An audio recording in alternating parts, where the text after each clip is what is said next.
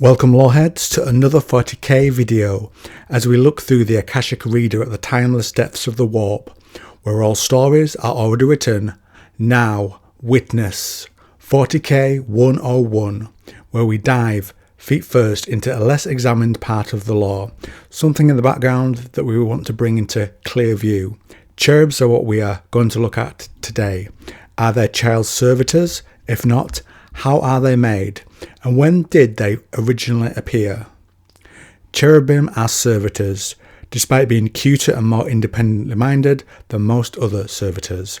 They are made of vat-grown tissue and given artificial life by the biopriests of the Adeptus Biologicus.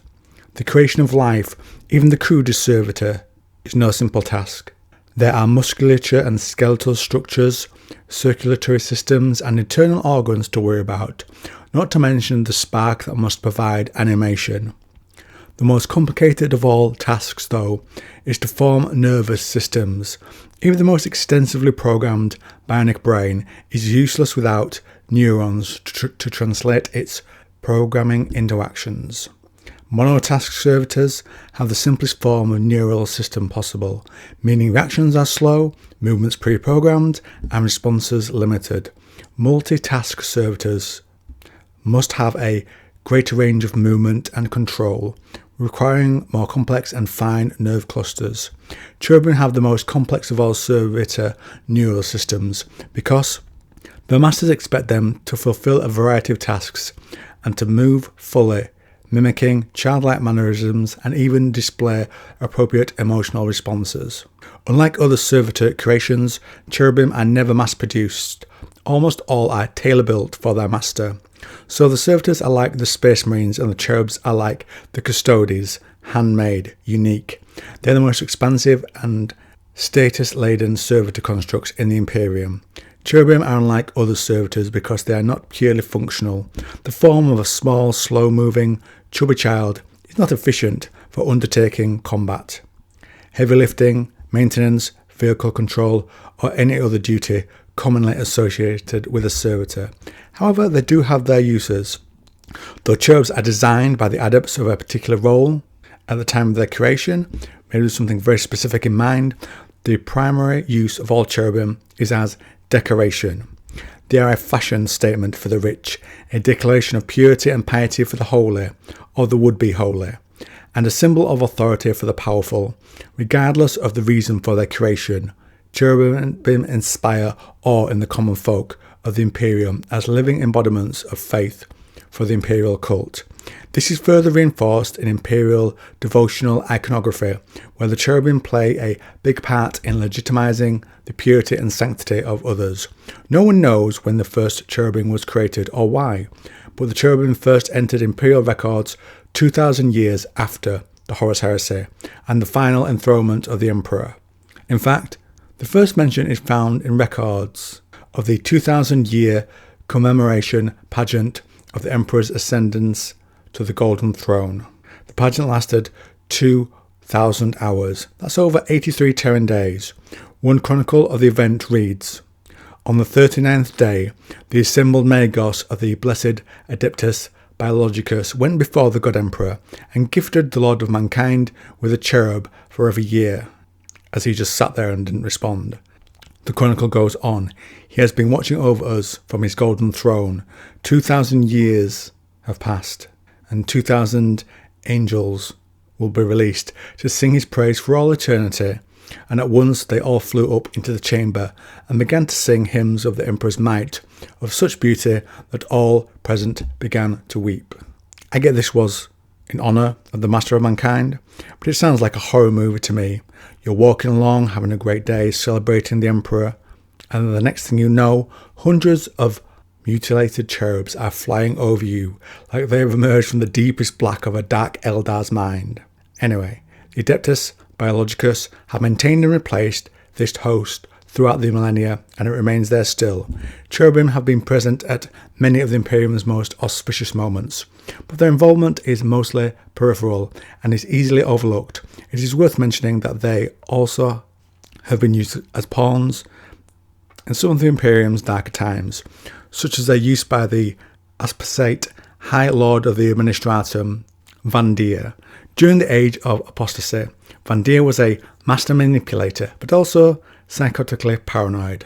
He used the awe inspired by the Cherubim to help legitimize his bloody reign, and insisted that at every public display or portrait sitting, that he was surrounded by Cherubim, like Hannibal Lecter showing off his favourite works. He filled the Imperial Palace full of cherubs, and had many of them fitted with advanced spyware to watch for signs of plot and conspiracy amongst those in the palace. Because of this, for centuries after the Reign of Blood, cherubs were known by the nickname the Eyes of Van Deer. In the end, the history of the cherub is the history of the Imperium itself, and cherubim have always been and will continue to be ever present but ever overlooked. Cherubim have independent behaviour programming, more so than any other servitor, but like every familiar, they must ultimately be controlled by the MIU, the Mind Impulse Unit. Without this link, they become afraid and helpless. The bearer of the MIU to which the cherub is attuned is its master, and the cherub will do anything the master orders, even if that would lead to the cherub's certain destruction. Because of this close link, the master can see, hear and feel what the cherub does, and is even hurt when the cherub is. Many masters become very attached to their cherubim, not just because of the MIU link, because they care, and they will risk a great deal to save their familiar from harm. Sounds like a twisted type of pet to me. Cherubim perform a small range of functions and roles, and rarely do any of them as well as a trained human being could. They are, however, the most versatile cyber creatures, servitors. Any inquisitor who can see the uses and benefits of these winged servitors during their investigations can decide to properly utilise them, can expect to have a subtle and powerful, if slightly delicate and creepy advantage over their opponents.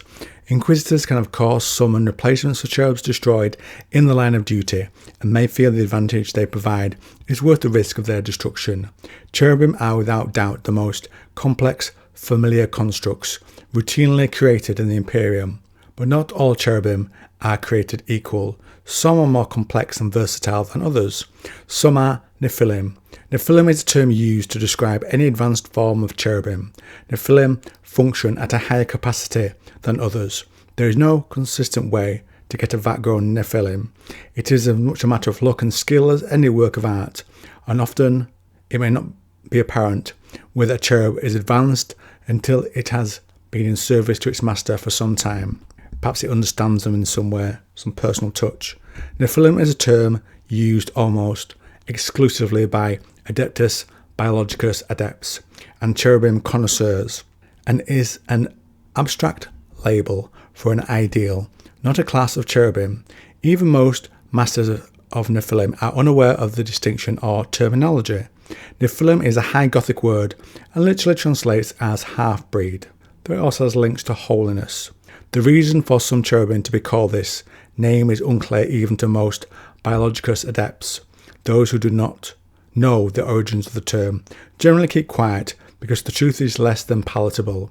Originally, the term Nephilim applied only to a very small number of cherubim who were created not from vat tissue but from children enslaved into servitors, hence the practice of referring to them as an angelic half-breed.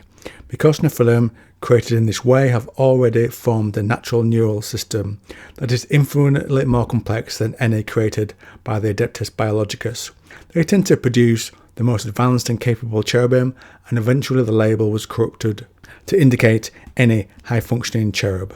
To create a true Nephilim, the child must be below age 6, due to problems with bone density after this age. The child is then, for lack of better terminology, lobotomized and embalmed, and at this stage alone would make a horrific holiday present for your loved ones when you return. I went to terror, and all I got was this vile piece of taxidermy. They're fed growth retardant chemicals, and what brain is left is thoroughly mind scrubbed. A set of wings is retrofitted to the spine, which must be severed in several places before being respliced. Finally, they are implanted with inhibitors, fitted with cranial pacifiers and other bionic equipment as required. The procedure is not without its problems though. There have been recorded incidents where the embalming process has resulted in death as the skin suffocates under the chemical treatment. Other problems have led to persistent vegetative states of the brainstem, so that not even an entire bionic brain replacement will work. Luckily, the procedure is not common, and there are only 22 recorded cases of Nephilim being created in this manner in the last 4 millennia. In all but one case, the procedure was done for the master's personal reasons. Perhaps it was someone close to its master, this thing that becomes a servitor. So now I turn things over to you. What do you think of the dark origins of the cherubs? Very dark, in fact. How do you think that they measure up to the other horrors in 40k? You know what to do. Comment down below.